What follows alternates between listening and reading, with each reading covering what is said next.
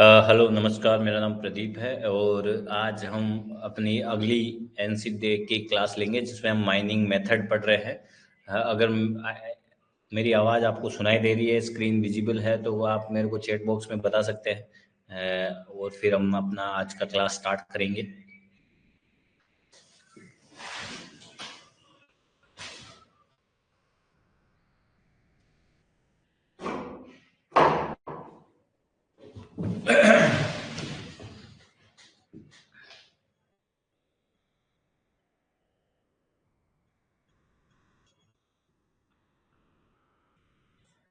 Okay Sandeep ji, चलिए class start करते हैं।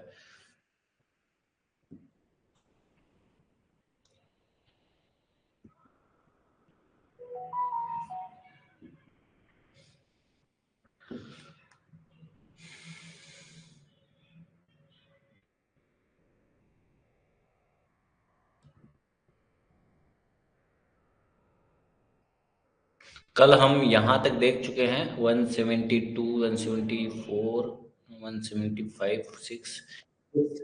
Okay, the area of the working face broken पर drill hole is term as, क्या बोलते हैं उसको, ब्लास्टिंग फैक्टर, है ना। यहाँ तक हम कल तक देख चुके हैं। अगर किसी को कोई डाउट है तो आप मेरे को चेक बॉक्स में बोल सकते हैं, नहीं तो अब अपन क्लास स्टार्ट करेंगे। मैं करीबन 15 सेकंड रुकूंगा, उसके बाद क्लास स्टार्ट करते हैं, ठीक है।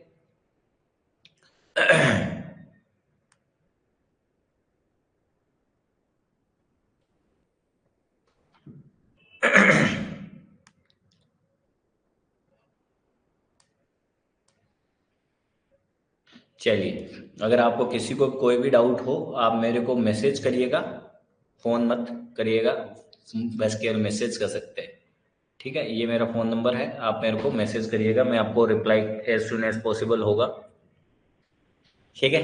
चलिए आगे चलते हैं। मैंने इससे पहले आपको या किसी और बैच में एक एक गोरई भी करा रखी है। आप चाहो तो वहां से भी पूरी चीज़ देख सकते हैं, अगर आपको गेट या और भी किसी कम्पिटिटिव एग्जाम की तैयारी करनी है। और उसके साथ माइन मशीनरी का क्रैश कोर्स भी करा रखा है, जो कि बीजीएमएस पर्पज से कराया था, बट वो आपके बाकी एग्जाम में भी काम में आएगा, ठीक है। और उसके साथ में भी बहुत सारी चीज़ें कराई थी। अब हम एनसी डे करा रहे हैं। एनसी डे में भी बहुत ज़्यादा इम्पोर्टेंट किताब है। एक इवन 2019 में जो सीआईएल ने पेपर लिया था और 2017 में जो लिया था ओपन जो कंपटीशन था गेट के पहले, उसमें डायरेक्टली इसी से क्वेश्चन उठ के आए थे, इससे क्वेश्चन पूछे जाते हैं, वही करा रहे हैं। इसमें theory theory multiple choice questions है ना। और चैप्टर वाइज है। अभी हम जो चैप्टर कर रहे हैं पहला चैप्टर ही कर रहे हैं, जिसका नाम है माइन मेथड, ठीक है। जिसमें माइन मेथड से रिलेटेड सारे क्वेश्चन करेंगे। अभी तक हम 176 क्वेश्चन देख चुके हैं, ठीक है। माइन मेथड के लगभग 240 के आसपास माइन मेथड के क्वेश्चन है। आज तो नहीं हो पाएगा, शायद कल तक हम माइन मेथड खत्म कर देंगे, फिर उसके बाद में अगला चैप्टर लेंगे, ठीक है। और हमारा वही तरीका है, पहले क्वेश्चन देखते हैं, फिर उसका आंसर देखते हैं, और उसके बाद में उससे रिलेटेड एक्सप्लेनेशन अगर जरूरी है तो देते हैं, और फिर एक्स्ट्रा इन्फॉर्मेशन भी देखते हैं जिससे कि और भी क्वेश्चन बन सकते हैं, ठीक है। आपको अगर कभी भी, जैसे मैंने एक एक गोराई पढ़ाया है, पीवाईक्यू क्वेश्चन भी पढ़ाया था, क्योंकि एक ही गोराई में पीवाईक्यू है गेट से रिलेटेड। पीवाईक्यू देखने का, कभी भी कोई एग्जाम का पीवाईक्यू देखते हो आप, तो अगर मान लो जैसे ये 4 ऑप्शन दे रखे हैं, तो अगर मान लो इसका आंसर मिल गया ब्लास्टिंग फैक्टर, तो आपको बाकी के ऑप्शन के बारे में भी पता करना है ना, ड्रिलिंग फैक्टर क्या होता है, पाउडर फैक्टर क्या होता है। इस तरह से तैयारी करोगे तो अच्छी सी कम टाइम में अच्छे से तैयारी हो पाएगी, ठीक है।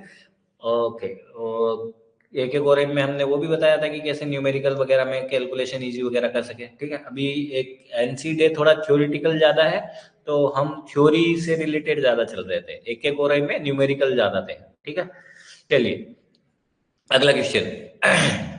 It is a subordinate method combining features of the both the room and the pillar and long wall. ये कह रहा है कि ऐसा कौन सा मेथड है जिसमें room and pillar plus board and pillar, नहीं लॉन्ग वॉल, अगर इन दोनों को कंबाइन करते हैं तो उस मेथड को जाना जाता है। ऐसा कौन सा मेथड है बताइए।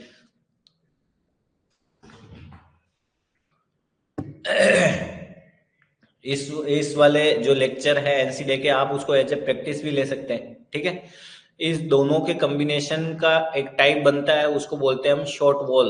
शॉर्ट वॉल, अगर आपको आंसर पता है अच्छी बात है, नहीं पता है उस चीज को याद रखने का कोशिश करिएगा। एनसीडे में बेसिक यही है कि कभी कभी क्या होता है, कुछ क्वेश्चन आपको आउट ऑफ द बॉक्स होता है जो आपने थ्योरी वगैरह से नहीं देखा है, या ऐसा क्वेश्चन होगा जो आपने कैसे याद रखना है वो। तो जैसे मान लो 240 क्वेश्चन है, आप डिवाइड करिए 50 क्वेश्चन या 40 क्वेश्चन, इवन आप अपनी क्लास को भी ले सकते हैं रेफर।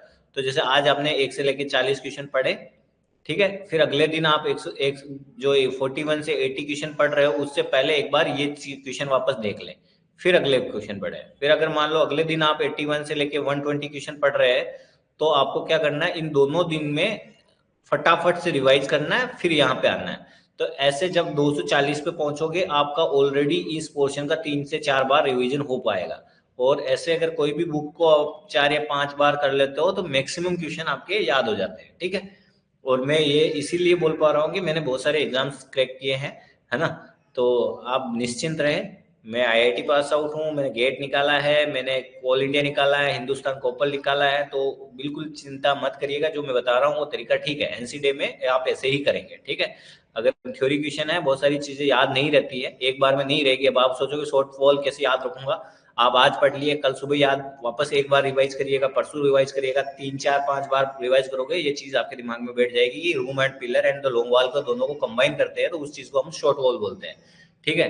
ये चार्ट भी देख सकते हो आप, ठीक है। ये सरफेस माइनिंग हो गया, अंडरग्राउंड माइनिंग हो गया, ठीक है। यहाँ पे बोर्ड एंड पिलर और ये लॉन्ग वॉल, ठीक है।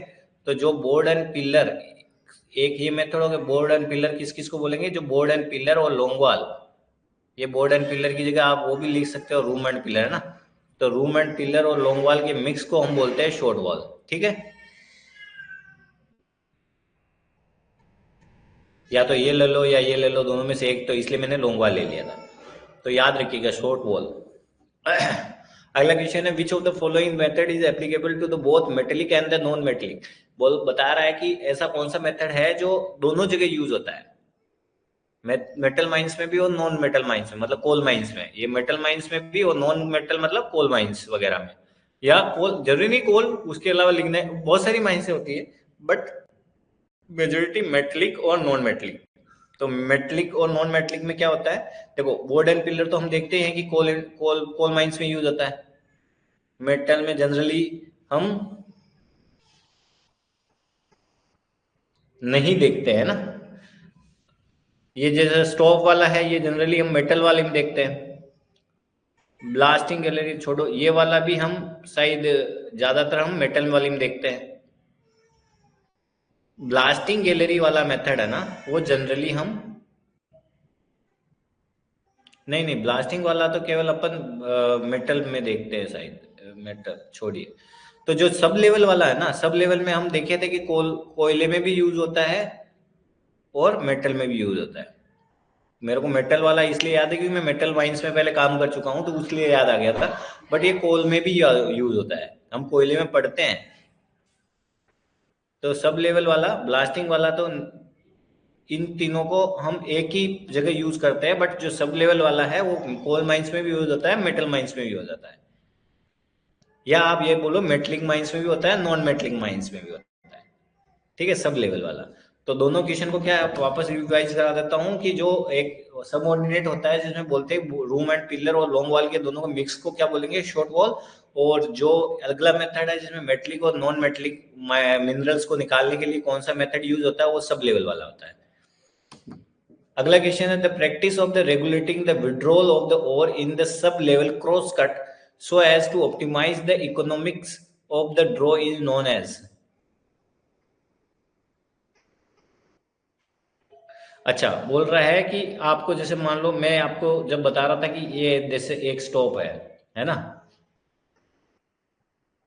अब मैंने ये बताया था कि ऊपर वाला क्या होता है, क्राउन पिलर। कल मैं एक वीडियो भी दिखाया था आपको, साइड में होता है रिप पिलर, और नीचे हम सील पिलर छोड़ते हैं इस तरह से, ठीक है। और जो यहाँ बीच में मैं बोला था, इसको बोलते हैं शूट्स, ठीक है, शूट्स।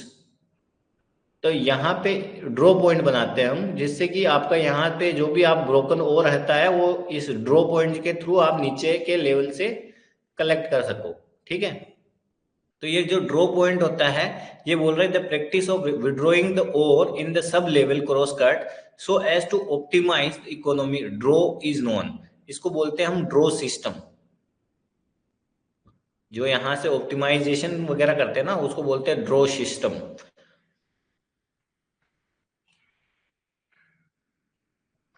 ठीक है, अगला क्वेश्चन है top slicing is an underhand caving method which is the variation of.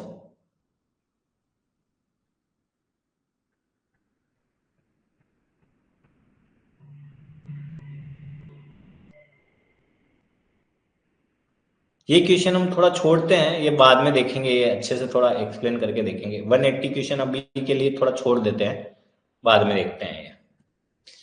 अगला क्वेश्चन है it is the mining method in which the masses panels blocks of the ore are undercut to induce caving permitted the broken ore to be drawn off below।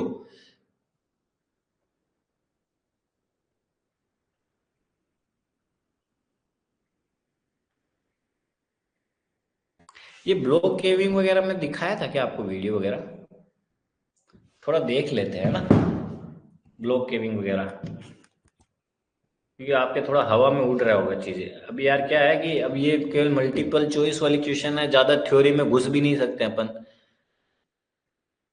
क्योंकि अपन को ये NC day वगैरह cover भी करानी है। क्योंकि वरना ये मैं एक एक और जब पढ़ा रहा था तो मैंने अच्छे से वीडियो दिखा दिखा के अच्छे से बताया था।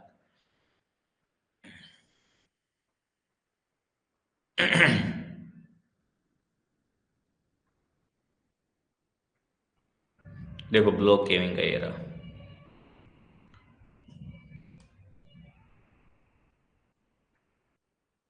जो कि एक अंडरग्राउंड मेटल माइनिंग टेक्निक है। इस वीडियो के डिस्क्रिप्शन में आपको नोट्स मिल जाएगी। वीडियो को पूरा देखने से पहले हमारे चैनल को सब्सक्राइब करें and don't forget to press the bell icon. Block caving एक अंडरग्राउंड मेटल माइनिंग टेक्निक है जिसमें large block of low grade ore को केविंग मेथड के थ्रू एक्सट्रैक्ट करते हैं, जो कि इंड्यूस होता है by giving undercut to the ore body. Block caving में सबसे पहले हम लोग ओर बॉडी का बॉटम देखो इस ब्लॉक केविंग में क्या होता है, सबसे पहले हम जो ये से एक्सेस बनाएंगे ये वाला, और इसके थ्रू अपन नीचे पहुंचेंगे और इंक्लाइन। फिर उसके बाद ओर बॉडी में इसमें अंडरकट देंगे हैं, जिसके थ्रू ओर बॉडी में स्ट्रेस इंड्यूस होता है, और इसमें पूरे में स्ट्रेस इंड्यूस होगा और पूरा का पूरा ऐसे कोलैप्स हो जाएगा। वो मक पाइल में कन्वर्ट हो जाता है। फिर वो मक पाइल से और मक पाइल में कन्वर्ट हो गया, वो अपने ग्रेविटी के थ्रू वो पूरा का पूरा टूटा। अब ये नीचे वाले अंडरकट में चले गए अपन, वहां का साइड व्यू दिखा रहा है ये अपने के ड्रॉ पॉइंट, जिससे मैं बोला था कि ऊपर का और आप कलेक्ट करते हैं। फिर ड्रॉ पॉइंट से ये ड्रॉ पॉइंट से आप धीरे धीरे एलएसडी वगैरह से कलेक्ट करते जाते हो और धीरे धीरे पूरा का पूरा ऊपर स्ट्रेस इंड्यूस होगा और कोलैप्स होता जाएगा, आगे बढ़ता जाता है। समझ गए पूरा? तो अभी वाला जो क्वेश्चन है अब ये क्लियर हो जाएगा आपके। इस क्वेश्चन में बोल क्या रहा है कि it is the mining method in which the masses panel block of ore are undercut to induce caving permitted the broken ore to be drawn। समझ में आ गया ना? अब इसमें क्या किया हमने कि पूरा का पूरा है उसमें आपने अंडरकट दिया, जिससे कि पूरा स्ट्रेस इंड्यूस हुआ और नीचे कोलैप्स हुआ। तो यही बोल रहा है कि masses panel block are undercut and induce caving permitted broken over। तो ये इसी में होता है ब्लॉक केविंग में। ठीक है, दूसरे वाले भी देख लेते हैं एक दो वीडियो। मैंने बोला था कि एक एक करके देखेंगे तभी थोड़ा हो पाएगा, क्योंकि एक साथ तो वो वैसा लगेगा जैसे थ्योरी क्लास चल रही है, तो थ्योरी तो नहीं है। ओवरहैंड अंडरहैंड तो हम देख लिए थे। अब आते हैं कौन सा देख ले, सब लेवल वाला देख लेते हैं। सब लेवल स्टॉपिंग अलग होता है, सब लेवल केविंग अलग होता है। तो पहले सब लेवल स्टॉपिंग देख लेते हैं। के बीच लेवल होता है उसे हम सब लेवल बोलते हैं, और कोई भी ओर बॉडी का एक्सट्रैक्शन ये लेवल से होता है तो उसे हम सब लेवल स्टॉपिंग बोलते हैं। सब लेवल मतलब क्या होता है? Intermediate between the two main level. मतलब कि जैसे एक लेवल ये हो गया, एक लेवल हो गया, बीच में कोई लेवल बना रहा है उसको हम सब लेवल बोलते हैं। और अगर उसी सब लेवल से आप एक्सटेंड करते हो तो उसको सब लेवल स्टॉपिंग बोल देते हैं। सब लेवल स्टॉपिंग में हम लोग ओर बॉडी को डेटोनेट करते हैं by performing drilling and blasting. उसके बाद उसे एक्सकेवेट करते हैं, जिससे एक लार्ज ओपन जैसे ये एक लेवल हो गया, हो जाता है, फॉर्म हो जाता है। ओपन स्टोप यहाँ पे मतलब होता है जो अनसपोर्टेड रीजन होता है उसे हम ओपन स्टोप बोलते हैं। सब लेवल स्टॉपिंग का बेसिक प्रिंसिपल देखते हैं यहाँ अब पे। आपने सबसे यहाँ पहले एक्सेस हम लोग बनाया, कोर बॉडी को एक्सेस करते हैं by the means of incline और आपने शाफ्ट। इंक्लाइन या फिर ओर बॉडी का एडजेसेंट इंक्लाइन हम लोग वगैरह से एक्सेस डिस्क बनाया बनाते आपकी हैं ओर ताकि बॉडी ओर तक, बॉडी को फिर एक्सेस आपने ये कर लेवल्स सके, बनाए। जिसके बाद हम माइन कर सकें। यहाँ पे माइनिंग अब करने से यहाँ पे पहले हम आपने ओर बॉडी प्राइमरी को और दो पार्ट में सेकेंडरी डिवाइड स्टोप करते में हैं, डिवाइड कर दिया एक है। प्राइमरी स्टोप एंड अब ये सेकेंडरी प्राइमरी स्टोप। स्टोप को आपने प्राइमरी ब्लास्ट स्टोप किया सबसे और पहले इसमें माइन पेस्ट होता फिल है, कर दे रहे हैं, जबकि सेकेंडरी ठीक स्टोप है। मेरा इसमें सपोर्ट का काम करता है उस टाइम जब तक वो प्राइमरी स्टोप और इसमें देखो अल्टरनेटिव चल रहा है, ये वाला छोड़ रहे हैं, ये वाला आप ब्लास्ट कर रहे हो, ठीक है।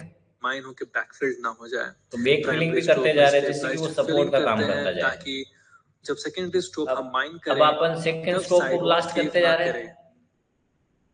फिर जो भी ब्लास्टेड मटेरियल रहता है उसे हम by the means of scoop tram हम उसे वहां से मूव करके फिट करते हैं ओर पास में।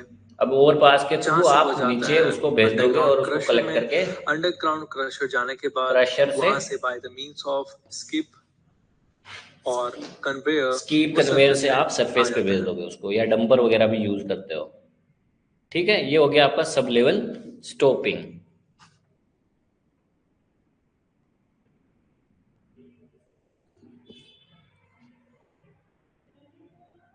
एक और देख लेते हैं, सब level caving.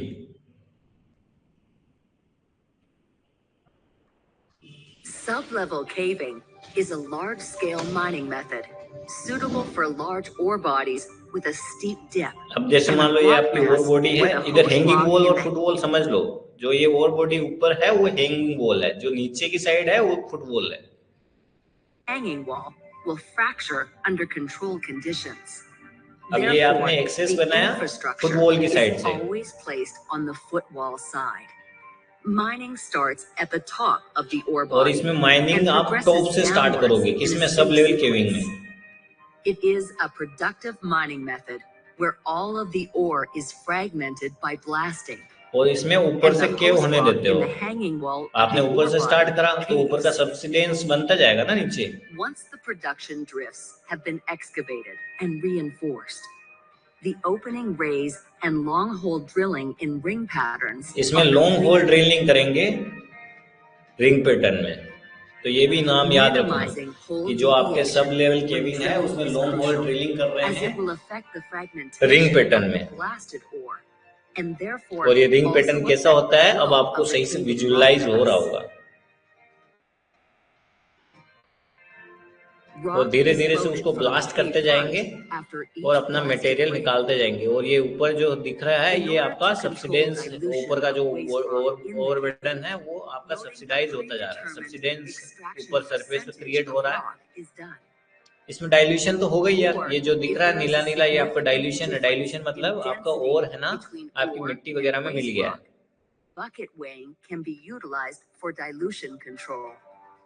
When loading from the cave front, it is ऐसे important for the multiple levels में आप connectivity काम कर to सकते keep हो। the roads बट maintained जो फर्स्ट in वाला a है good वो थोड़ा condition. आगे एक्सटीड होगा क्योंकि सबसे पहले Dumping उसी को the चालू ore हुआ। into ore अगर आप ओवर passes पास से नीचे connected to गिराओगे the haulage ये level haulage is level an में आपके efficient डंपर way या to वगैरह से transport आप rock ऊपर from the material transport production कर सकते हो। points to the डंपर से आप crusher. क्रशर में डाले, क्रशर से होइस्टिंग शाफ्ट से होके आपका Each मटेरियल sublevel सरफेस पे features a पहुंच जाएगा। systematic layout with drifts across the ore body.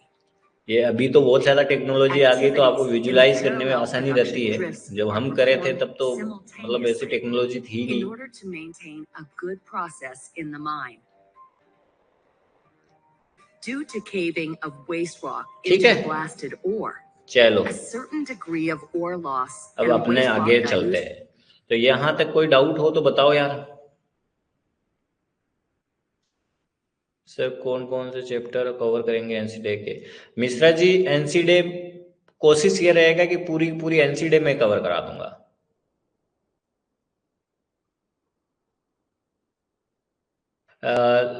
Solanki जी जो आपका ये एनसीडे है इसमें मल्टीपल चैप्टर्स है। आप अपने सिलेबस के अकॉर्डिंग वो चैप्टर आप एनसीडे के देख सकते हैं क्योंकि ये जो डीजीएमएस में फर्स्ट क्लास सेकंड क्लास की तैयारी करते हैं उसके लिए भी इसमें कुछ चैप्टर है। जैसे लेजिस्लेशन का एक चैप्टर है ना। और जो गेट वगैरह की तैयारी कर रहे हो उसको तो सभी पढ़ना ही है ना। और वाइनिंग में काम कर रहे हो तो थोड़ा नॉलेज तो सब चीजों का होगा तो अच्छी ही बात है। चलिए आगे चलते हैं। है ना? समझ में आ रहा है नहीं आ रहा, आप मेरे को कमेंट बॉक्स में बताओ कि इस तरह से मेरे को पढ़ाना है या जल्दी जल्दी स्टार्ट करना, वो भी बता दो, है ना? कि अगर मान लो आप चाहते हो कि फालतू के वीडियो वगैरह ना दिखाया जाए, जो मैं एक्सप्लेन करता हूँ वो नहीं दिखाया जाए, तो बता देना, है ना भाई? अपने को ऐसा कुछ नहीं है। ठीक है, अगला मेथड है short range mining is alternative name. अब देखो ये बोल रहा है कि ये जो ये किस ये नाम किसके ओर को जाना जाता है? जो आपका इंटीग्रेटेड केविंग है ना, इंटीग्रेटेड केविंग, इंटीग्रेटेड केविंग को हम शॉर्टी रेंज माइनिंग मेथड भी बोलते हैं ना। तो ये याद रखिएगा, ये सब क्वेश्चन आ जाए तो आपको याद रहे कि भाई इंटीग्रेटेड केविंग का दूसरा नाम भी दे सकता है। तो ये 3-4 क्वेश्चन देखिए, पहले की ड्रॉ कंट्रोल, उससे पहले ब्लास्ट सब लेवल था, ड्रॉ पॉइंट था, फिर उसके बाद ब्लॉक केविंग का था कि अंदर नीचे अंडर कट देते हैं, फिर नीचे short range mining is alternative name किसका है? इंटीग्रेटेड केविंग का। चलिए अगले क्वेश्चन में, which of the following is the unique mining method is known as the novel method. कह रहा है कि नोवल मेथड के ऐसा कौन सा यूनिक मेथड है जो नोवेल मेथड के नाम से जाना जाता है? मतलब अच्छा है, नया है, उसको बोलते हैं मेथेन ड्रेनेज। मेथेन ड्रेनेज को आप नोवेल मेथड की उपाधि दे रखे हो। यूनिक मेथड है माइनिंग का, और उसको नोवेल मेथड भी नोवेल मेथड है वो, नया वगैरह बोल सकते हो आप। तो बोर्ड एंड पिलर लॉन्ग वाल तो पुराने मेथड है ना, ओपन कास्ट तो वैसे पुराना, जिससे थोड़ा अच्छा आइडली माना जा रहा है मेथेन ड्रेनेज को, जिससे पोल्यूशन वगैरह भी कम हुआ होता है। ठीक है, चलिए अगला question, the range of the application of the hydraulicking is mostly limited to. कह रहा है कि जो आप हाइड्रोलिक माइनिंग करते हो ना, वो किसके लिए होता है? हार्ड रॉक के लिए, प्लेसर के लिए, कोल के लिए, सॉफ्ट रॉक के लिए, किसके लिए करते हो आप? हाइड्रोलिक माइनिंग नहीं, हाइड्रोलिकिंग। ये हाइड्रोलिकिंग हम जनरली हम प्लेसर माइनिंग के लिए करते हैं, प्लेसर डिपॉजिट्स के लिए करते हैं, ये भी याद रखिएगा। The range of application of the hydrolicking is mostly limited to placer deposits. ठीक है, नोवेल मेथड कौन सा था? Methane drainage. उससे पहले शॉर्ट रेंज माइनिंग क्या था? Integrated caving. और उससे पहले अंडरकट वाला किसमें था? Block caving.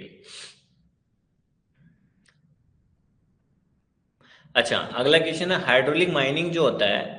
देखो हाइड्रोलिक माइनिंग से इस वाले चैप्टर में थोड़े क्वेश्चन हैं कि उसके जेट, मतलब जिससे प्रेशर कटिंग करते हैं उसको क्या बोलते हैं, कटने के बाद में जो कोयला बनता है उसको क्या बोलते हैं, ट्रांसपोर्ट करते हैं तो उसका प्रेशर कितना होना चाहिए, बहुत सारे क्वेश्चन है।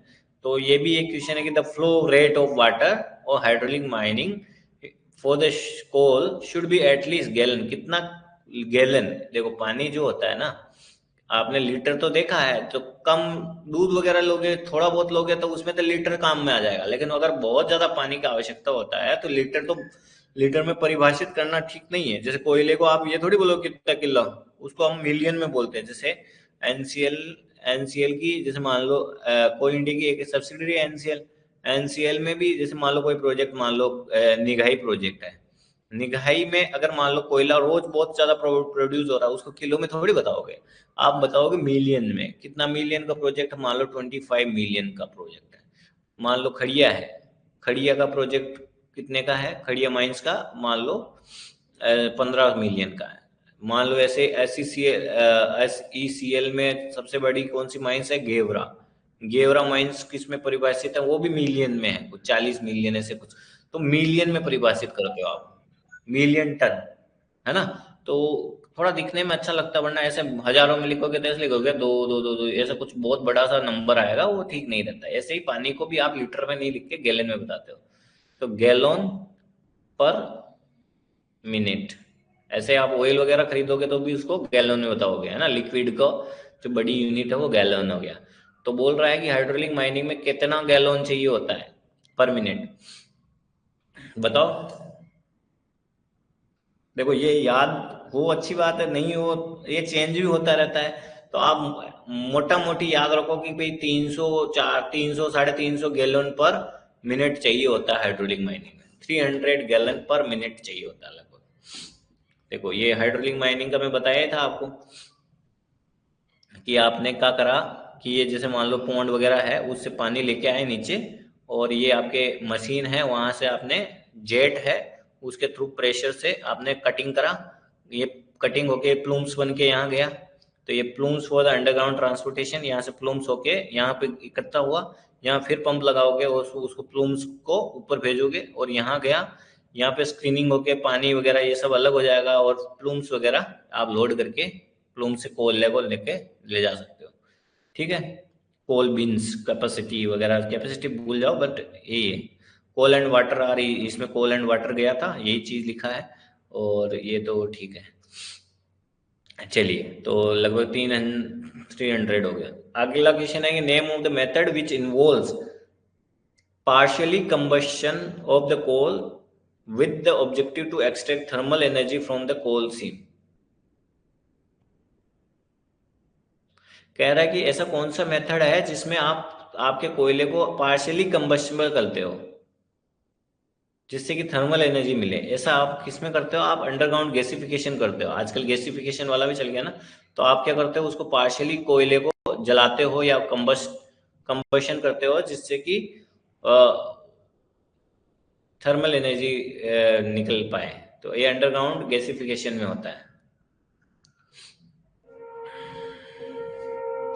अगला क्वेश्चन है 187। इसमें बोल रहा है कि अपने इंडिया में जो क्लासिफिकेशन ऑफ कोल है ना, अगर मान लो उसको थिक सीम कब बोलेंगे?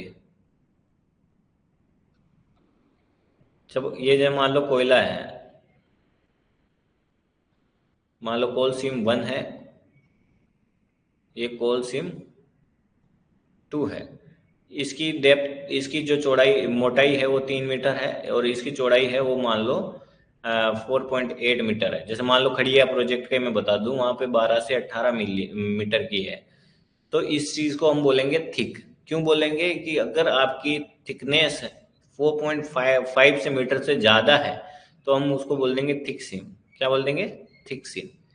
और जो कम है, ये कम है, तो इसको बोल देंगे थिक सीम नहीं है ना। तो आंसर क्या हो जाएगा?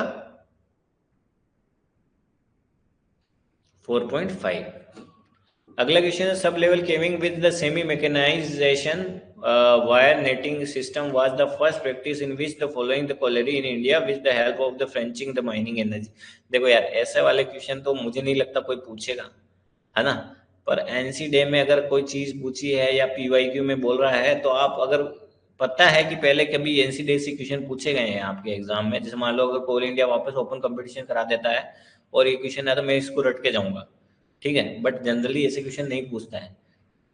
ये बोल रहा है कि ऐसा कौन सा माइंस है जहाँ ऐसा वैसा हुआ था, ऐसा नहीं पूछा जाता। बट याद रख लो कि ये गीडी एक कोलेरी है, वहां पे हुआ था कि जहाँ सब लेवल केविंग हुआ था, सेमी मैकेनाइज्ड, जहाँ फर्स्ट प्रैक्टिस हुआ था इंडिया का फ्रेंच माइनिंग इंजीनियर के द्वारा, गीडी।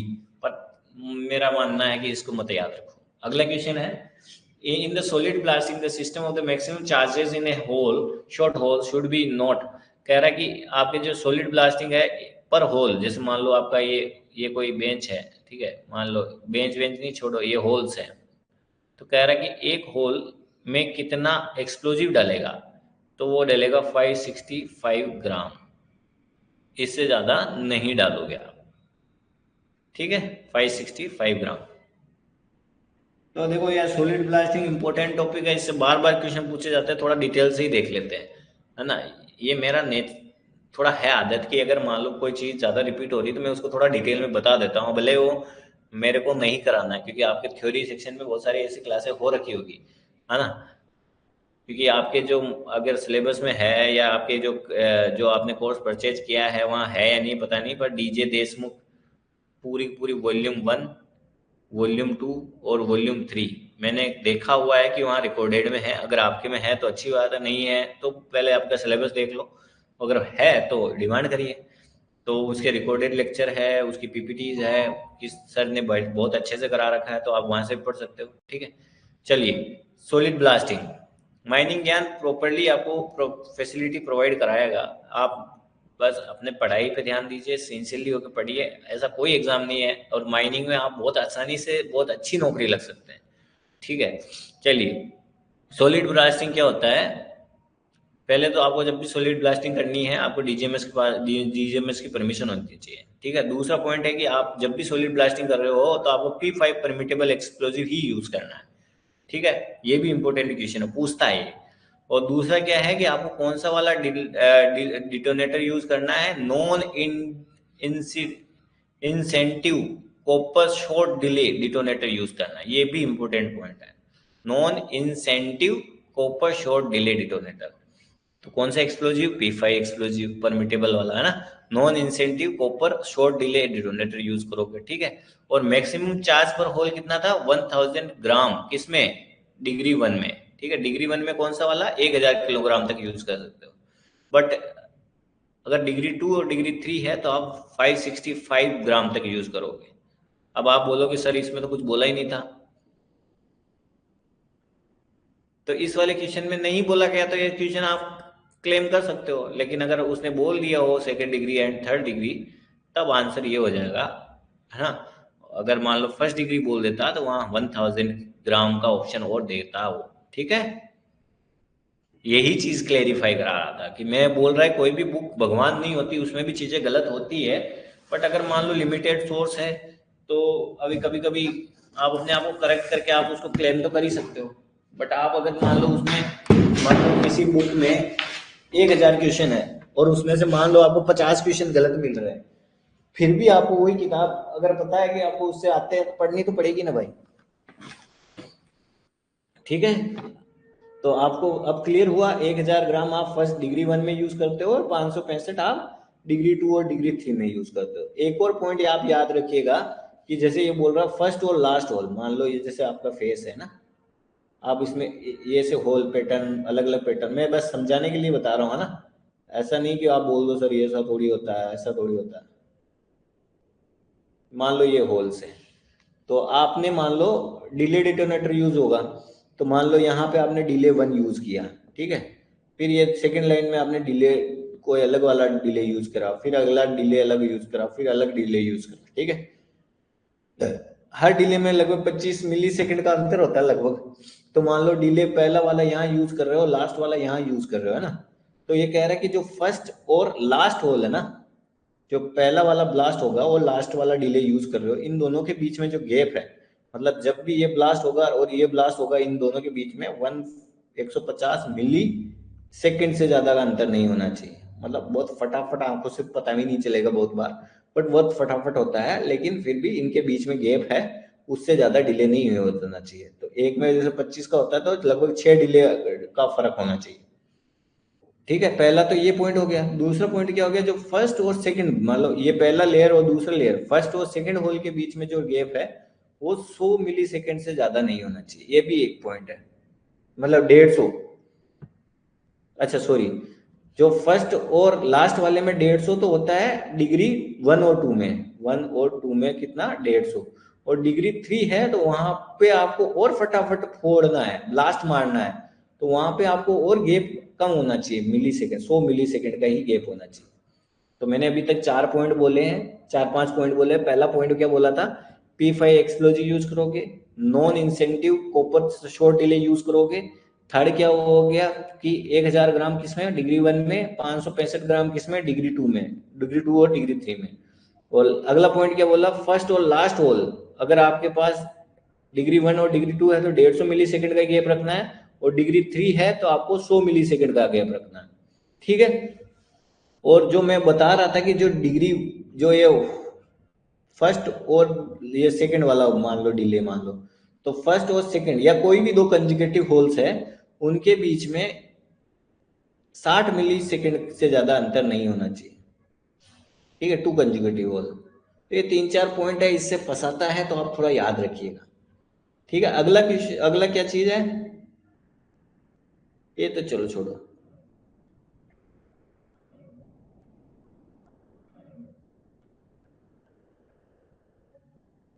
अच्छा, एयर वाला पॉइंट भी बहुत इंपॉर्टेंट है कि कह रहा है कि अगर मान लो डिग्री 1 और 2 है तो आपको 284 क्यूबिक मीटर 284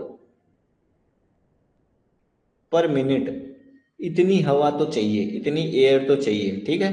अगर मान लो आपके पास डिग्री 3 है, मान लो गैसियस माइंस है, तो वहां पे आपको 300 मीटर क्यूब पर मिनट की हवा चाहिए होगी, ठीक है। ये भी पॉइंट इंपॉर्टेंट है। और एक और सॉलिड ब्लास्टिंग में एक और पॉइंट इंपॉर्टेंट क्या है, इसमें 25 शॉट एक बार में ब्लास्ट कर सकते हो, उससे ज्यादा नहीं। आप चाहो जितना करो, बट 25 से ज्यादा नहीं मारना है ना। पता चल रहा आप बोल रहे हो धड़ाधड़ 60 70 80, ऐसा नहीं होता है वहां, 25 से ज्यादा नहीं मार पाओगे आप, ठीक है। और आपको सॉलिड ब्लास्टिंग नहीं करनी है अगर आपको मेथेन 0.5 से ज्यादा मिल गया।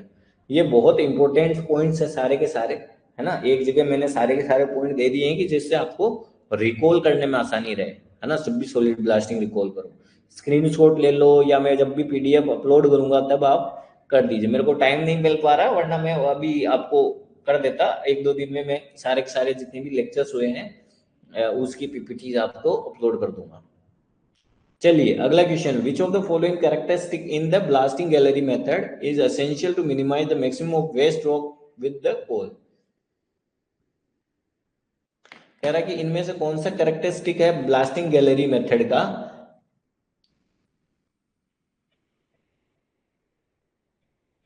जिसमें आपको कोयले में जो वेस्ट रॉक मिक्स होता है ना उसको मिनिमाइज कर सको।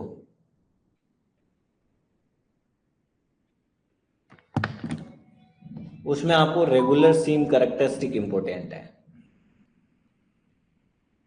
कौन सा? रेगुलर सीम कैरेक्टरिस्टिक।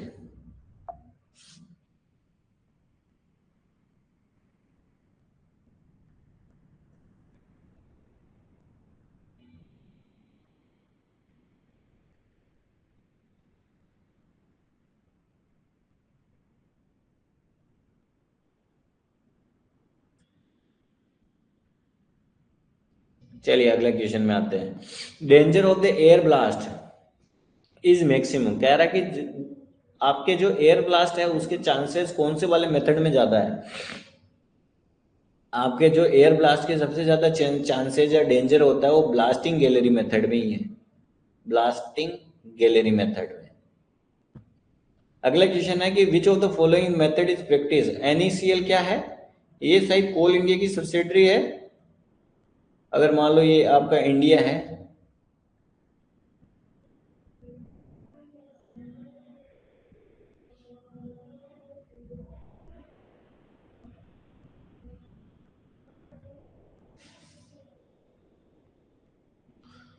थोड़ा यहाँ यहाँ पे है NECL, ठीक है। तो यहाँ पे कौन सा मेथड यूज होता है? वो होता है बास्का टिपोंग मेथड। ये जगह का नाम भी है टिपोंग, तो वो मेथड यूज होता है बास्का टिपोंग मेथड।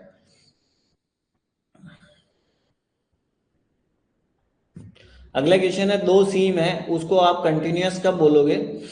कंटिन्यूअस, देखो ये दो दो सीम है, मान लो उसको कंटिन्यूअस सीम कब बोलोगे? अगर उनके बीच का जो गैपिंग है ना वो 9 मीटर से कम है, तो लेस देन 9 मीटर हो तो आप उसको कंटिन्यूअस सीम बोल सकते हो, ठीक है। ये इंपॉर्टेंट पॉइंट्स है ना, इसको याद रखिएगा कि अगर दो सीम है उनके बीच में 9 मीटर से ज्यादा का गैप नहीं है तो हम उनको कंटिन्यूअस सीम बोल सकते हैं।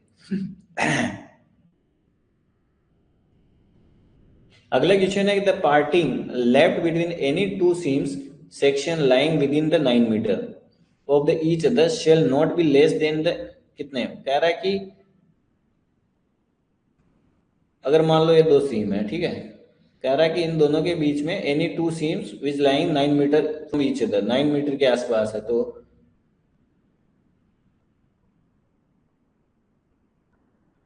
उनके बीच में कितना पार्टिंग छोड़ना पड़ेगा आपको। The parting less between any two seams of the section lying within the 9 metre.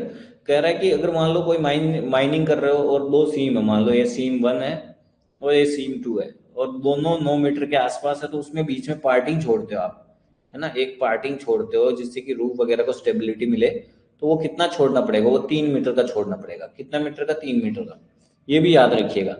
तो ये 2-3 पॉइंट याद रखिएगा। यहाँ से देखो एयर ब्लास्ट किस में ज़्यादा चांसेस, ब्लास्टिंग गैलरी में, और जो नॉर्थ ईस्ट में, जो नॉर्थ ईस्ट में कोल फील्ड है उसको बास्का टिपोंग मेथड अपन यूज करते हैं। 2 सीम के बीच में अगर 9 मीटर से कम दूरी है तो उसको हम कंटिन्यूस सीम बोल सकते हैं, और जो 2 सीम है अगर मान लो 9 मीटर के आसपास है तो उसके बीच में 3 मीटर की पार्टिंग आपको छोड़नी पड़ेगी। अगला question, extraction to the small size irregular unsystematic underground. कह रहा है कि अगर मान लो छोटी सी साइज है, इरेगुलर है, ऐसा कोई छोटा सा इरेगुलर अनसिस्टमेटिक है, तो उसमें कौन सा वाला मेथड यूज करते हैं? उसको बोलते हैं गोफ्रिंग। गोफ्रिंग। देखो अगर नहीं भी आए, आपको पता है रूप में, पिलर में तो आप सिस्टमेटिक करते हो, सब लेवल में सिस्टमेटिक चलती है, इसमें भी चलती है। तो गोफ्रिंग, गोफ्रिंग में क्या होता है? देखो ऐसा कि इरेगुलर शेप साइज ऐसा कुछ है, आपको नैरो बना के आप एक्सट्रैक्ट करते हो। Small size irregular unsystematic underground हो रहा हो तो उसको बोलते हैं गोफ्रिंग। ठीक है। अगला question, in underground from the football shaft cross cuts are drawn to intersect the ore body and the ridges are made to connect the cross cut. The top of the ridge are the widen and कह रहा है कि देखो जो आपका raise होता है ना वो क्या होता है, टॉप टू अगर मान लो जो 2 लेवल है उसमें नीचे से ऊपर जा रहे हो उसको रेज बोल रहे हैं। तो जो रेज है ऊपर से आप वाइड कर दे रहे हो, है ना, ऐसा वाइड कर दे रहे हो, तो उस वाले को क्या बोलते हैं, मेथड को क्या बोलते हैं? उसको बोलते हैं अंडरग्राउंड ग्लोरी होल। ये देखो ये रेज है ना, इसको आगे जाके वाइडन कर दिए, इसको बोलते हैं हम ग्लोरी होल। क्या बोलते हैं? Underground glory hole. ये थोड़ा ओपन कास्ट का अलग आ गया, बट समझाने का तरीका है कि इस चीज को हम ग्लोरी होल बोलेंगे, जिसमें क्या बोल रहा है कि आपके जो रेज है ऊपर जाके आप वाइडन कर दे रहे हो उसको। अब थोड़ा बहुत नामकरण देख लेते हैं, थोड़ा इजी रहेगा, है ना। ये देखो यहाँ पे भी आपने ग्लोरी होल बनाया है, ये ओपन सरफेस पे है ना। देखो ये तो हो गया आपका शाफ्ट, ये है ना, एक से शाफ्ट हो गया। इसमें केज होता है, इसके बारे में मैं बताया कि इसकी जितना कितना आदमी बैठेगा उसको कौन डिसाइड करता है? मैनेजर डिसाइड करता है। एक आदमी के लिए कितनी जगह चाहिए? 0.2 मीटर स्क्वायर, मीटर स्क्वायर चाहिए ना, इतना एरिया चाहिए। ठीक है। इसके वाइंडिंग रोप के बारे में भी अपन बताया कि कितनी डेप्थ की कितना सेफ्टी फैक्टर चाहिए, ये भी बताए थे, जिसमें 1000 से 1500 पे कुछ था, 6 के आसपास, है ना। कैसे याद रखा था अपन ने? 300, 500, 700, 1000, 1500। तो 0 से 300 के बीच में 10, 300 से 500 के बीच में 9, 500 से 700 के बीच में 8, 700 से 1000 के बीच में 7 सेफ्टी फैक्टर, और 1000 से 1500 के बीच में 6 सेफ्टी फैक्टर। ये चीज़ें मैं आपको रिकॉल करोगे तभी इसी तरह से याद होगी, है ना। इसको हम हेड फ्रेम बोलते हैं। ये आपका फेस हो गया, ये आपकी ओवर बॉडी हो गई, ये वाली ओवर बॉडी हो गई, है ना। ये देखो ये नीचे से ऊपर जा रहा है, इसको रेज बोलते हैं। ठीक है। और देखो ये विंज, विंज क्यों बोल रहा है? क्योंकि ये टॉप से नीचे जा रहा है तो इसको विंज बोल देते हैं। देखो रेज और विंज लगभग सेम ही है, बस विंज क्या होता है? टॉप से बॉटम जाता है, और जो रेज क्या होता है? बॉटम से टॉप जाता है। ये याद रखिएगा ओवर बॉडी में। ठीक है, ये ओवर बॉडी हो ही गया। डंप हो गया, फॉइल वेस्ट, इंक्लाइन, इंक्लाइन इसको बोलते हैं, ये इस तरह से इंक्लाइन। एडिट क्या होता है? हॉरिजेंटल एक्सेस होता है ऐसा। ठीक है। टनल हो गया, ड्रिफ्ट समझ ही गए होंगे, ड्रिफ्ट ये हो गया। सम्स, चलो इसमें भी देखो ये ओपन कास्ट है जिसमें गैलरी वगैरह बना रखा है, वेंटिलेशन शाफ्ट, ये देखो इस तरह से जो जा रहा है इसको हम रैंप बोलते हैं। ये स्कीप्स, वाटर बेसिन, पंप स्टेशन होगा। इसमें तो कुछ दिख नहीं रहा होगा आप लोगों को। सम पंप यहाँ बनाएंगे जो डिफेंस पॉइंट हो रहा है उसको। एडिट आपको हॉरिजेंटली में बताया था कि हॉरिजेंटल जा रहा है। विंच में बताया था टॉप से बॉटम जा रहा है। ओके। फील लेवल, लेवल्स ये हो गए, लेवल्स हो गया। क्रॉस सेक्शन, क्रॉस सेक्शन इसको बोलेंगे कि जो और बॉडी में पास कर रहा है।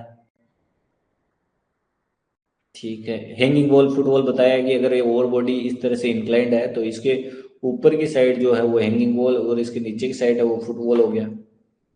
ओके, इसमें क्या बताने लायक है, ये देखो सरफेस माइनिंग आ गया और सरफेस प्लस अंडरग्राउंड का ग्राफ है, मतलब डायग्राम है। ओके, इसमें तो ऐसा कुछ बचा नहीं बताने जैसा। चलो अच्छा, अंडरग्राउंड माइनिंग दो प्रकार की होती है, सपोर्टेड जिसमें सपोर्ट सिस्टम होता है, और अनसपोर्टेड। अनसपोर्टेड वाली याद रख लो आप कि लॉन्गवॉल होगी, सब लेवल केविंग होगी, ब्लॉक केविंग होगी, टॉप स्लाइसिंग होगी। अब सपोर्टेड वाले में एक तो नेचुरली जो उसी से सपोर्टेड है, एक आर्टिफिशियली आपको सपोर्ट प्रोवाइड कराना होता है। आर्टिफिशियल वाली क्या होती है, कट एंड फिल जिसमें आप पेस्ट फिल करते हो, ठीक है, स्टूल वाली होगी, स्क्वायर सेट वाली होगी, श्रिंकेज होगी, रीयूजिंग होगी। नेचुरली सपोर्टेड में रूम एंड पिलर जिसमें आप उसी के कोयले के पिलर छोड़ देते हो तो वो नेचुरली सपोर्टेड का काम करता है। Sub level stopping, open stopping, vertical crater and, ठीक है, वेन माइनिंग, ये सारे नेचुरली सपोर्टेड है। ये एक और ग्राफ है, मतलब डायग्राम दिखा है जिसमें नेचुरली में कौन हो गया, BCR, when, open stopping, sub level और रूम। ये इसका स्क्रीनशॉट ले लो, प्रिंट आउट ले लो, पर इसको 2-4 बार 5 बार पढ़ लो, जिससे कभी कभी इस टाइप से क्वेश्चन पूछ देता है तो आपको याद रहे। Artificial cut and fill, square set, stull, shrinkage और रीयूजिंग। अनसपोर्टेड में long wall, sub level, blocking, caving और टॉप स्लाइसिंग। चलिए अगली क्वेश्चन है, this method is use for the mining the narrow vein और the paste tricks where the ore occurs as the distinct band and can be separated easily from the whole rocks। अच्छा, ये कह रहा है कि ऐसा कौन सा मेथड है जिसमें देखो नैरो वेन्स, मतलब बहुत पतले से कोयले को निकालना है, जिसमें क्या होता है जैसे वॉल रॉक है उससे आप सेपरेट करके उससे निकाल लेते हो, वो होता है रीयूजिंग स्ट्रिपिंग। इसमें क्या होता है, रीयूजिंग में mining method that involve breaking ore and surrounding rock is stoping process, the broken wastage is then used to fill the gap. अरे कुछ नहीं है, इस वाले को याद रखना। आपको कैसे याद रखोगे कि जिसमें वेन्स, जिसमें नैरो वेन्स और पेस्ट स्ट्राइक्स को आपको निकालना है ना सेपरेटली, जो वाल वगैरह से हटा के, उसको अपन रीयूजिंग स्ट्रिपिंग ही बोलते हैं। देखो रूम एंड पिलर तो होते ही नहीं है, इंटीग्रेटेड केविंग होता ही नहीं, बड़ी बड़ी चीजें हैं। अब आप इन दोनों में तो कंफ्यूज हो। इनमें देखो रीयूजिंग में अब नैरो वेन्स के लिए काम आता है, नैरो वेन्स। देखो रीयूजिंग और वाइड स्टोन में क्या अंतर है, इसमें क्या होता है, जो वाइड, नाम ही वाइड है तो वाइड में वाइड आपको गैलरी बनाई, वाइडर गैलरी चाहिए होती, creating the wider gallery with the smaller pillar. इसमें पिलर छोटे छोटे होंगे बट गैलरी आपको बड़ी बनानी पड़ेगी, है ना, पिलर छोटे कर दोगे गैलरी बड़ी बनाओगे।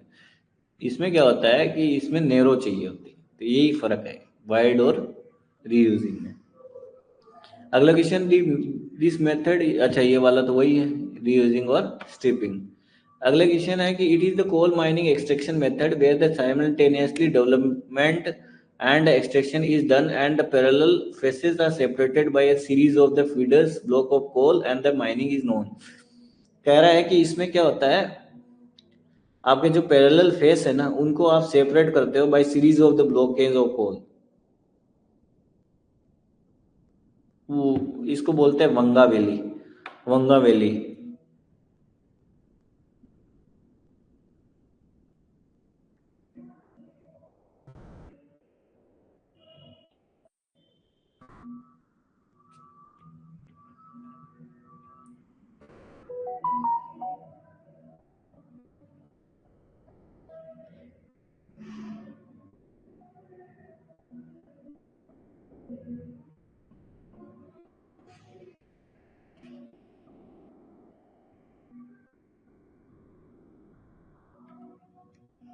ये देखो पैरेलल आपकी सीम्स है, पैरेलल फेस है, उसमें क्या होता है,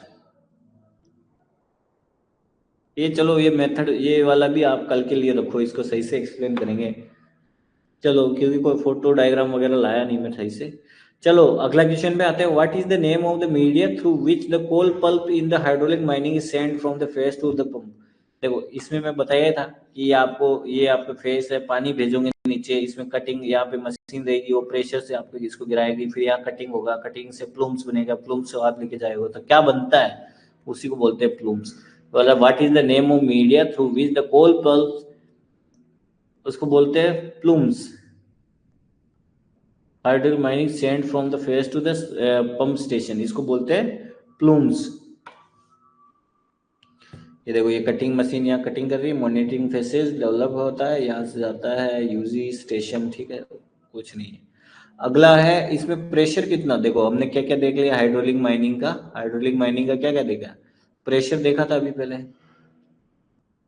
नहीं प्रेशर अभी देखेंगे। वाटर रिक्वायरमेंट हमने देखी थी, वाटर रिक्वायरमेंट क्या होती है और उस चीज को क्या बोलते हैं, प्लूम्स, प्लूम्स, ठीक है। वाटर रिक्वायरमेंट कितनी थी, 300 गैलन पर मिनट, और प्रेशर कितना चाहिए, 40 to 100 kgf, फिल्म kgf वाली नहीं, kgf square, 400 to 40 to 100 kgf, और कितना पानी चाहिए होता है, 300 गैलन पर मिनट, और इसको नाम क्या बोल रखा है, प्लूम्स। और इसके जो जिससे अपन पानी मारते हैं उसको बोलते हैं प्रेशर जेट, ठीक है। इतना आपको थोड़ा बहुत याद होना चाहिए।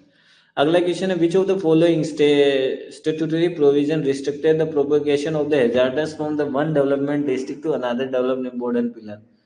कह रहा है कि मान लो कि आपके जो ये आपके पूरे पूरे कोल माइंस मान लो है ना अंडरग्राउंड में, कह रहा है कि अगर मान लो इस एरिया में आपके कुछ हैजार्डस हो गया, कुछ एक्सप्लोजन हो गया या हीटिंग हो गई, तो आप इसको दूसरी जगह जाने से कैसे रोकोगे, पैनल्स बना दोगे, है ना। ये देखो इस तरह से पैनल्स बना दोगे, देखो इसमें नहीं है, ये देखो ये आपका एक पैनल हो गया, ये दूसरा पैनल हो गया, ऐसे अलग अलग पैनल हो गया, तो यहाँ से इधर जाने में थोड़ा रुकावट आएगी। ये देखो ये आपका एक पैनल हो गया, दो पैनल हो गया, तीन पैनल हो गया, चार पैनल, 5 6 7 8, तो ये ऐसे पैनल अलग अलग डिवाइड कर दोगे तो इधर की हीट इधर नहीं जाएगी, या इधर का कोई भी हैजार्डस है इधर जाने में थोड़ा टाइम लगेगा या नहीं जाएगा, समझे।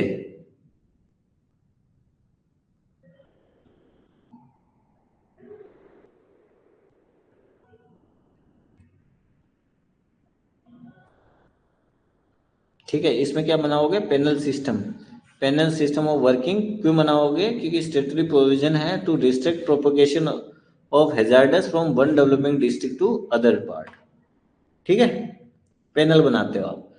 अगला question, the process of extraction of the soluble metal compounds by the reaction with the acid और बेस, ऐसा कौन सा मेथड है, वो प्रोसेस है जिसमें क्या होता है, मेटल में आप अलग अलग चीजें डाल डुला के उसको मेटल को अलग करते हो। जैसे एक हिंदुस्तान जिंक लिमिटेड है या रामपुरा अबुचा माइंस है,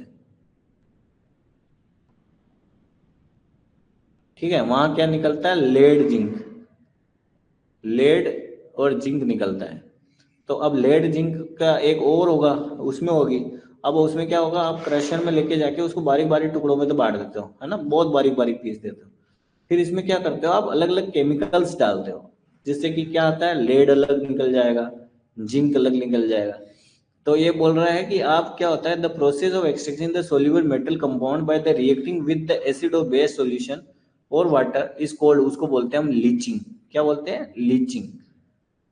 जिसमें आप एसिड बेस यूज करके आपके मेटल को अलग अलग करते हो उसको बोलते हैं लीचिंग। अब इसका तो कोई मतलब है नहीं वैसे, मेटल और एसिड, मेटल सोल्ट बना लेता है और हाइड्रोजन बना देता है। जैसे मैग्नीशियम को हाइड्रोक्लोराइड एसिड के साथ मिलाओगे तो ये मैग्नीशियम क्लोराइड बना देगा और हाइड्रोजन गैस बना देगा, और एल्यूमिनियम को हाइड्रोजन HCl के साथ रिएक्ट कराओगे क्या, एल्यूमिनियम क्लोराइड बना देगा और हाइड्रोजन बना देगा। इसको प्रोसेस को बोलते हैं लीचिंग। अगला क्वेश्चन है, it is the part of the cost of the fixed asset to the owner which is treated as the loss. कह रहा है कि ये ऐसी कौन सी चीज है जो ओनर जो रहता है उस पे उसको ओनर उसको ट्रीट करता है as a loss of capital. क्या होता है बताओ। देखो कभी भी आप मान लो कोई कार लेके आए,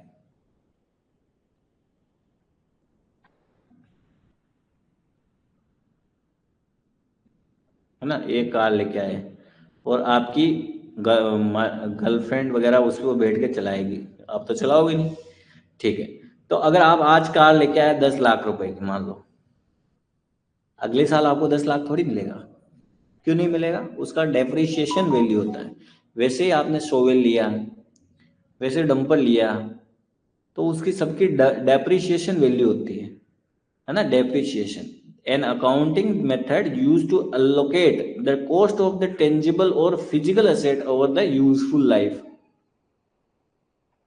कि तो उसको क्या बोलते हैं, डेप्रिसिएशन।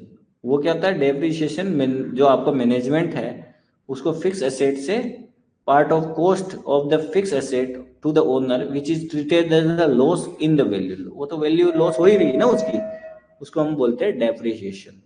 समझे?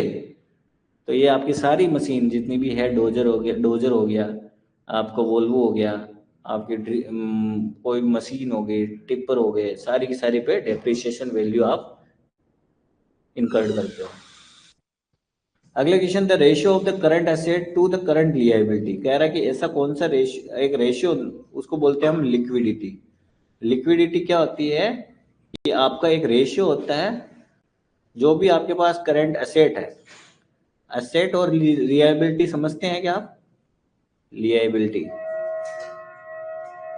देखो, एसेट क्या होता है, एसेट्स पहले आपको एक आदमी के रूप में बताता हूँ। मान लो छगन लाल नाम है, इस आदमी ने पैसा कमाया, मान लो रोज महीने का 1 लाख रुपया कमा रहा, ठीक है। और एक मगन लाल है, एक कौन था, छगन, ये था मगन, ये इसको भी 1 लाख मिलता था, ठीक है। इसने 1 लाख में क्या खरीदा, एक घर ले लिया, ठीक है। और इसने क्या करा, एक कार ले ली ओडी, और इस पे लोन और चालू हो गया 30 हजार रुपया महीना। तो इसका जो एसेट है वो कार की वैल्यू जो लोन हटा के जो बची वो वही है, और वो भी डेप्रिसिएशन वैल्यू है। इसका ये एसेट है, मतलब इससे इस पे लिएबिलिटी नहीं है ना। लोन, इसने 1 लाख की चीज ले ली, कुछ सामान उसके पास है, आज भी उसकी वैल्यू उसकी 1 लाख ही है, पर इसने जो 1 लाख है इस पे कुछ नहीं है। मान लो चलो 1 लाख की सैलरी नहीं थी और इस पे 30 हजार की किस्त आ रही है, मान लो ये रूम किराया ले रखा, तो इस पे ये लिएबिलिटी है, इसको देना है वो पैसा, ठीक है। और इसको पास एसेट है, इसके पास एक घर है, तो ये इसका एक एसेट क्लास हो गया। तभी बोलते हैं कि आपके पास कभी सैलरी आई तो एसेट में इन्वेस्ट करें, ना कि लिएबिलिटी में, है ना। तो आपको घर लेना चाहिए, और आपको फ्लैट लेने चाहिए, आपको अच्छी जगह इन्वेस्ट करने चाहिए, पैसा बचाना चाहिए। और लिएबिलिटीज तो बहुत सारी है, आप दारू पियो वगैरह, ये सब लिएबिलिटीज है, ठीक है। तो आपका जो करंट एसेट अपने पास कितना है, और आपकी लिएबिलिटीज मतलब आपको पैसे कितने उधार ले रखे हैं उनको देना है। मान लो आपने, इस भाई ने 2 लाख रुपए का लोन ले रखा है, तो ये इसकी लिएबिलिटी है, इसको वापस देने हैं वो चीजें, तो वो लिएबिलिटी है। उन दोनों का रेशियो को हम बोलते हैं लिक्विडिटी। आपके पास में लिक्विडिटी कितनी है, ठीक है। तो एसेट और लिएबिलिटी का जो रेशियो होता है उसको लिक्विडिटी बोलते हैं। अगला क्वेश्चन है, which of the following is the ROI. ROI क्या होता है, रिटर्न ऑन इन्वेस्टमेंट। चलो एक बार पहले आपका देख लेते हैं, कुछ डाउट हो तो वो पहले ले लेते हैं। अच्छा, सोनू महतो, बाकी सब लोग सो गए, चलिए।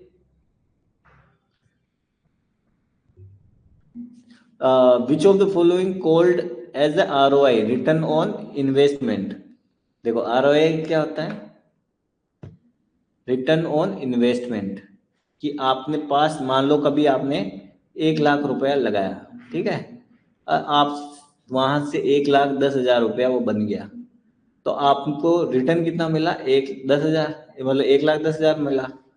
और आपने इन्वेस्ट कितना किया था, 1 लाख, तो आपका टोटल प्रॉफिट कितना हो गया, 10,000। तो 10,000 डिवाइडेड बाय आपने इन्वेस्ट कितना किया, 1 लाख, तो यही हो गया आरओआई।